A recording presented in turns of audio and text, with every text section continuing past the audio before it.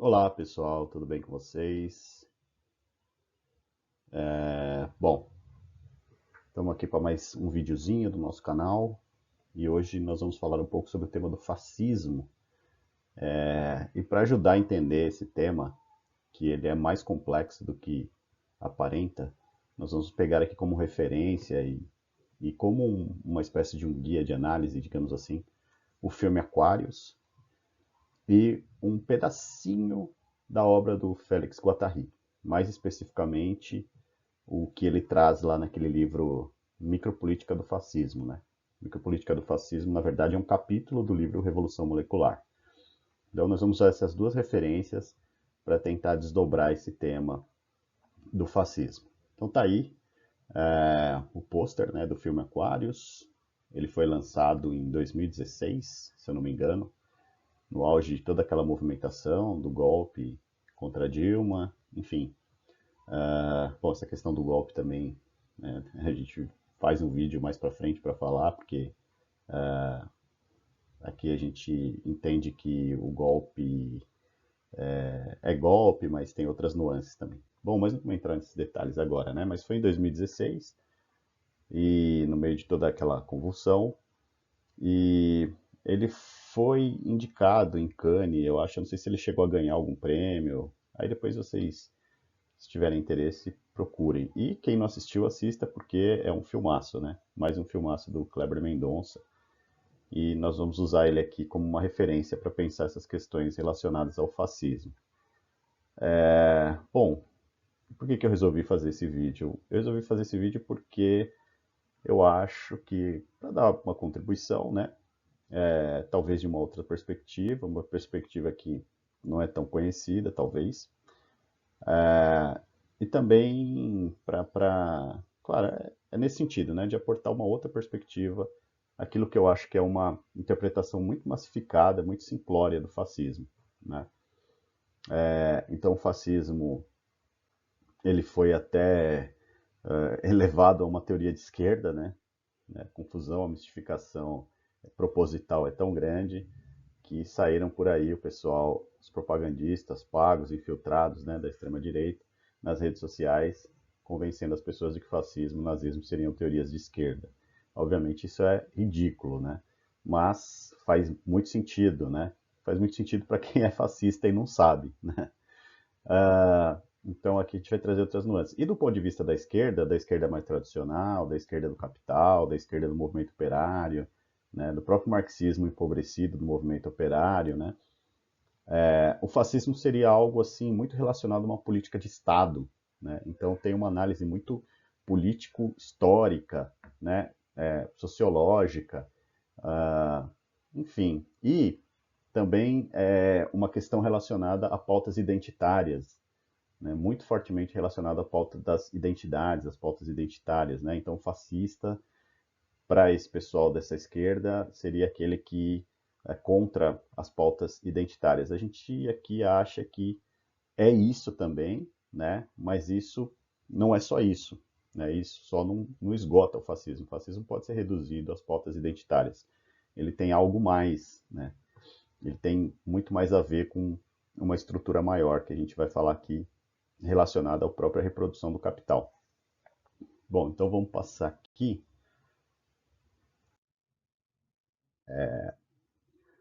para o pequeno fragmento, né, da micropolítica do fascismo, o livro que está no livro, um capítulo que está no livro Revolução Molecular, do Félix Guattari, aqui no Brasil lançado pela editora Brasiliense.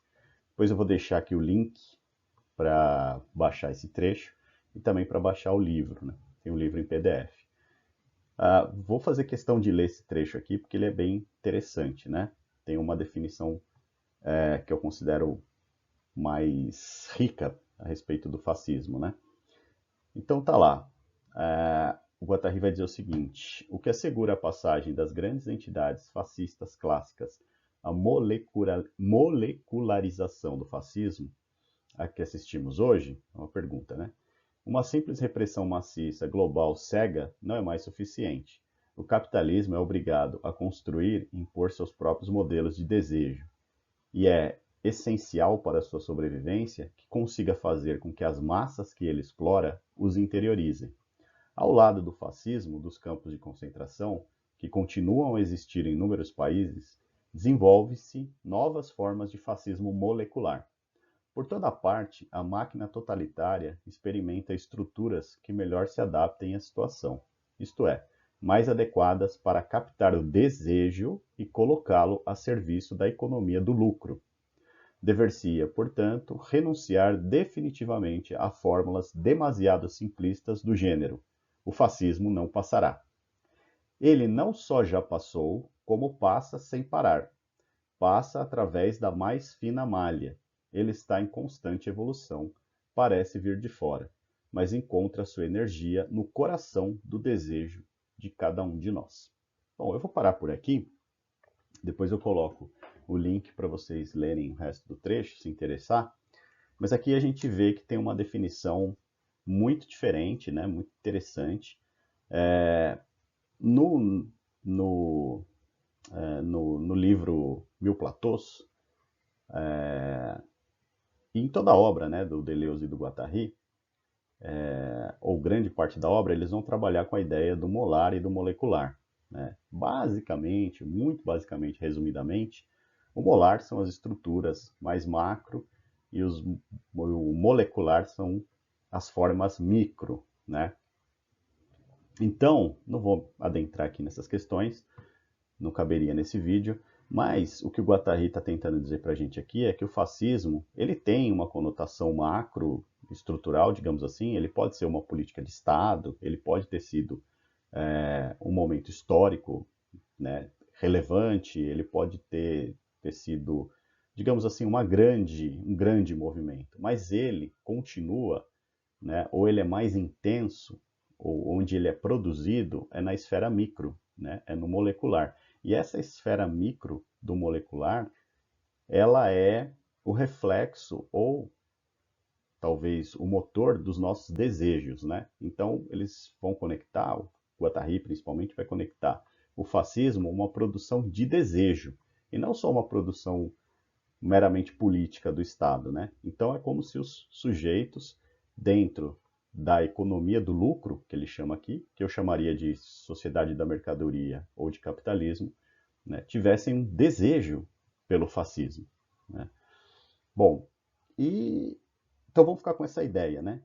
O desejo do fascismo, mas o que é então esse fascismo? Né? E aí eu avanço aqui para o filme Aquários. Acho que o filme Aquários ele elucida bem essa questão. Eu não sei se foi a intenção do diretor, do Kleber Mendonça, ou do roteirista, que eu não sei quem que é, mas eu vejo a minha leitura, né, que eu faço do filme Aquários, e quando eu assisti foi muito impactante nesse sentido, porque quando eu assisti o filme eu falei, bom, tá aí a expressão do fascismo, né? O fascismo está colocado, muito bem colocado, né, nessa perspectiva do filme, que vão trazer, traz uma história muito interessante, mas essa questão do fascismo ela está bem cristalizada em dois personagens que a gente vai ver na sequência. Vocês estão vendo um link aí, de onde eu peguei os fotogramas do filme, e tem uma resenha nesse link, também posso colocar na descrição interessante, né?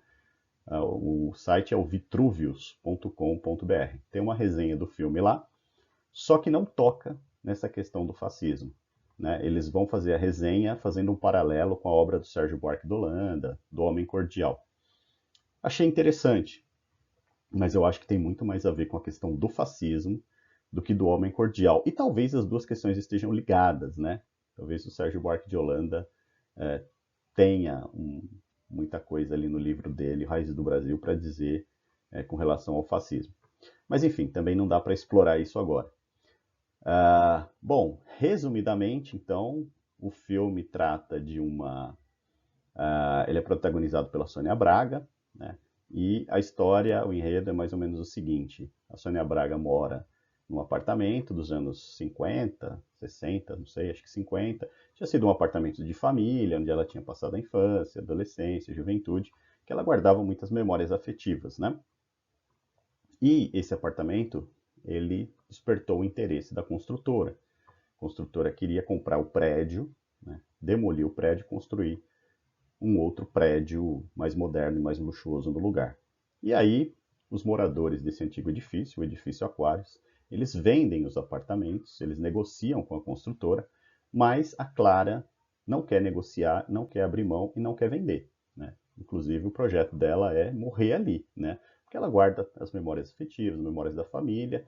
É um apartamento muito bonito, né? Muito elegante, de frente para o mar, gostoso, né? Um lugar muito agradável aí do Recife. E, enfim, ela não quer vender. Bom, e aí começa uma batalha, né? E é nessa batalha onde a gente vai ver os vieses fascistas dos dois personagens que vão aparecer na sequência. Quem são esses personagens? Então, esses personagens são os donos da construtora, né? Diego e Geraldo, neto e avô da família Bonfim. Então, Geraldo Bonfim é um senhor aí de mais idade, e o neto, né, o Diego Bonfim, são os donos da construtora que querem comprar o apartamento. No primeiro momento, né, eles vão até o apartamento para conversar com a Clara, e eles são muito gentis, né? Eles são muito agradáveis, eles conversam e até fazem a proposta, não lembro muito bem, né, do enredo. Mas no primeiro momento eles são gentis. E a Clara também está sofrendo pressão da família dela, né? Os próprios filhos gostariam que ela vendesse, porque a proposta da construtora é que ela fosse morar num outro prédio, ou nesse mesmo prédio que seria construído, alguma coisa assim, né? Acho que ela não teria que desembolsar nenhuma grana, talvez, eu não lembro também direito, a gente ficar devendo essa para vocês. Mas era uma proposta até interessante, digamos assim, né? Ela não ficaria na rua, ela não teria que procurar um lugar para morar, né? Mas ela não quer, simplesmente ela não quer. Ela quer morar ali até morrer. E os construtores, os donos da construtora, obviamente, têm pressa no negócio e querem demolir logo o prédio para construir o outro prédio. Bom, o primeiro momento, a primeira aproximação dessas duas personagens é uma aproximação gentil. No entanto, a Clara tem uma recusa a venda de forma enfática, de forma incisiva, né? E aí isso vai despertar sentimentos, né, nos donos da construtora, e obviamente, né, o sentimento e os interesses e a pressa, obviamente, para concretizar o negócio. Bom, e é aqui que eu coloco a questão do fascismo, né? Onde que aparece o fascismo?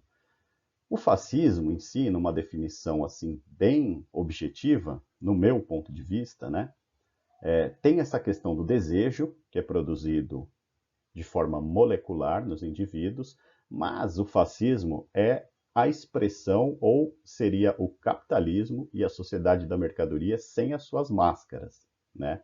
O que isso quer dizer? O fascismo, no meu ponto de vista, que não é meu, só meu, digamos assim, né? Mas eu bebo dessas fontes, do Guattari, do Deleuze e do Adorno, o fascismo, então, é o capitalismo sem as suas máscaras, ou seja, onde a realização do lucro, a realização da mercadoria, ela está colocada acima da vida, né? Então, e o que é isso? Isso é o capitalismo. O capitalismo coloca a realização da mercadoria, a realização do lucro, né, a realização da acumulação acima de qualquer forma de vida, né?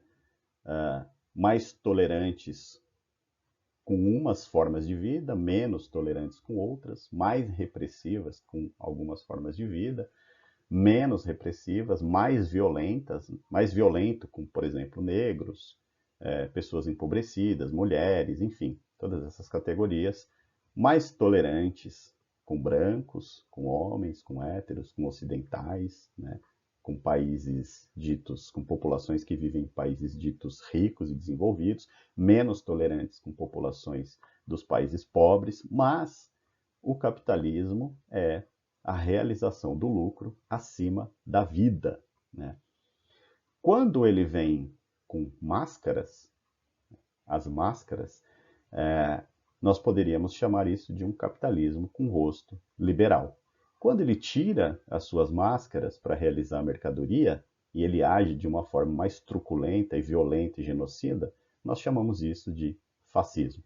Então essas duas figuras representam o capitalismo, né? Então o Diego, que é o neto do Geraldo, né, o rapaz que estudou nos Estados Unidos, Ele se apresenta de uma forma mais polida, educada, né? Cinicamente, numa outra cena do filme, ele toma as dores da Clara, diz que tá muito, né, que fica muito chateado com a situação, que entende que ela tem as memórias afetivas, mas que ela deveria vender. Ou seja, esse é o liberal, né? Essas são as máscaras do capitalismo. Porque o que, que o Diego quer? O Diego quer derrubar o prédio, quer que ela saia de lá de qualquer jeito, né? E que a mercadoria se realize, né? O negócio se realize, o lucro se realize. Mas ele tem palavras mais doces, ele é mais cínico, né? Ele tenta fazer uma personagem, um papel, né, empático com a figura da Clara. O Geraldo, ele já é o fascistão, né? Ele já é o capitalismo sem máscara. Se ele não quer acordo, né, ele vai conversar uma primeira vez, na segunda vez ele não vai, né, vai o neto, e ele quer expulsar ela de lá a todo custo, né? E os dois começam a tramar, ou começam a fazer um certo terrorismo para que ela saia de lá, né? Festas, ameaças, tem mais algumas coisas que eles vão fazendo lá no prédio, barulho, não sei o quê, para que ela se sinta intimidada e saia de lá. Bom, eu não sei se ficou claro, mas a diferença é que, no fim, os dois são capitalistas. Mas um é um capitalista liberal, né, com as máscaras do capitalismo, e o outro é um capitalista fascista. Né? Ele não tem as máscaras, ele é truculento. Mas, no fim, os dois querem o mesmo objetivo. Né? Eles querem que ela saia de lá para que o negócio seja realizado. Né? Então, o fascismo é o capitalismo sem as suas máscaras. Né? Bom, aí aqui é o momento spoiler. Vou falar o que acontece no final do filme. Quem não quiser quem não quiser saber, então eu peço que interrompa, né, o vídeo aqui, porque eu vou dar um spoiler, senão não faria sentido. O que que acontece? O que acontece é o seguinte: a Clara resiste bravamente, diz que não vai sair, e aí a construtora toma uma decisão extremamente terrorista mesmo, truculenta mesmo, né? Nada diferente daquilo que era esperado, né, dos capitalistas que querem realizar a mercadoria. Simplesmente eles colocam aqueles cupins de cimento, que eu nem sabia que existia até esse momento de assistir o filme. Existe um cupim que ele come o cimento, né?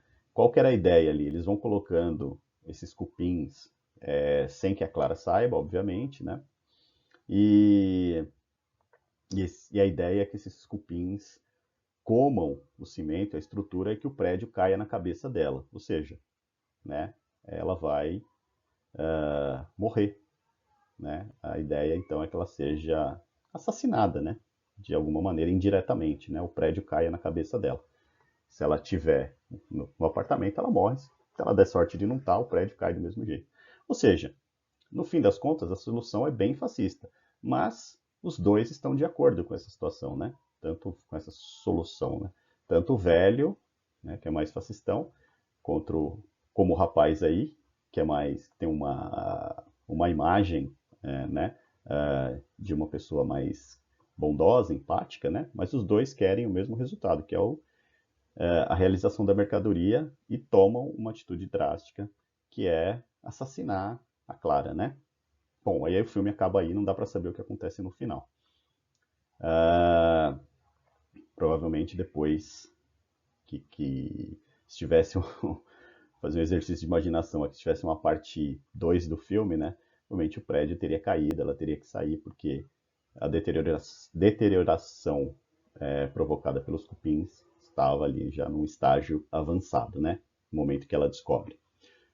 Bom, então fica o convite para assistir o filme, para entender, né, essa personalidade fascista que está mais encarnada aí no Geraldo, né? No Geraldo, mas fica aqui a ideia de que é o fascismo. Então, o fascismo ele é uma produção desejante, ele não é só uma produção macro, uma política de Estado, ele é uma produção micro que mexe com os desejos e as intenções das pessoas, né? E o liberal, ele é deixa eu colocar aqui então essa frase que eu gosto muito, mas eu não achei o autor, né? O liberal é um fascista de férias, né? O liberal é um fascista com rosto humano, né? Na verdade, o liberal é um fascista de máscaras, né? Por quê? Porque ele também, no fim das contas, o objetivo dele é a realização da mercadoria e não interessa a que preço, nem que ele tenha que ser um pouco mais empático, né, ter uma fala mais mansa, enfim, mas no fim das contas ele vai querer realizar a mercadoria. O fascista não tem máscaras, né? É um capitalista sem máscaras, ele vai para porrada mesmo, né? E os dois atuam em sintonia, né? Essas duas vertentes do capitalismo, elas atuam de mãos dadas em sintonias. É como aquela velha fórmula do cinema hollywoodiano, né? O bad cop e o good cop, né? O policial bom e o policial mau, que eles se revezam no interrogatório, uma hora um faz papel de bonzinho, outro faz papel de malvado. O liberal e o fascista são os good cop e os bad cop do capitalismo, porque no fim os dois têm a mesma intenção, que é a realização da mercadoria acima da vida, né? Então, o capitalismo, o fascismo é o capitalismo sem as suas máscaras. Só para finalizar aqui, então, tem um caso, né, aqui onde eu moro num condomínio, e existe um muro nesse condomínio que está caindo. E atrás desse muro existe uma comunidade. E existem várias casas que estão encostadas nesse muro. Então, se esse muro cair, vai fazer um estrago e pode matar as pessoas que estão lá, né? E aí houve uma reunião de emergência para decidir o que ia ser feito, né? Blá, blá, blá, blá, blá, blá, blá. E houve uma discussão, mas em poucos momentos, né, foi levantada a questão da vida das pessoas que estão lá, morando na comunidade, né? Poucas pessoas se preocuparam, né? A maioria das pessoas estava preocupada com relação ao prejuízo que o condomínio vai ter se esse muro cair, quem que vai pagar, tal. Então a última fala dessa reunião foi de um senhor que disse exatamente isso, né? Ele falou, não, eu só queria saber uma coisa, né? Eu só queria saber se o seguro cobre, né? Então a preocupação dele é pela realização, né, ou pelo prejuízo relacionado à questão da mercadoria, né? Será que se o muro cair eu vou ter que pagar, vai sair do meu bolso, né? E as pessoas que vão morrer, bom, as pessoas que vão morrer, as vidas que estão ali não interessam, né? Interessa se eu vou ter prejuízo ou se eu não vou ter prejuízo. E aí, se a gente levar em consideração, pensando, né, que as pessoas que estão do outro lado do muro são favelados, né, são pessoas que moram numa comunidade, pessoas pretas, empobrecidas, obviamente que a vida tem um valor muito menor ainda, né, na cabeça. É lógico que isso é um viés, é uma expressão do fascismo, né? Ele está muito mais preocupado com dinheiro, com prejuízo, com a realização ou não da mercadoria, do que com a vida das pessoas que estão lá do outro lado. É claro que se a gente pensasse assim numa situação hipotética, né, que fossem pessoas mais ricas ou pessoas de classe média, pessoas ricas, né, é claro que o muro não ia estar caindo, né, se fossem essas pessoas, mas se fossem essas pessoas que estivessem do outro lado do muro, talvez a preocupação pela vida seria maior. Mas como são pessoas pobres, pretas, empobrecidas, uma comunidade, a preocupação é muito menor. Ok? Então, valeu, galera. Obrigado aí, valeu. Considera passar esse vídeo para frente. E um abraço. Até a próxima.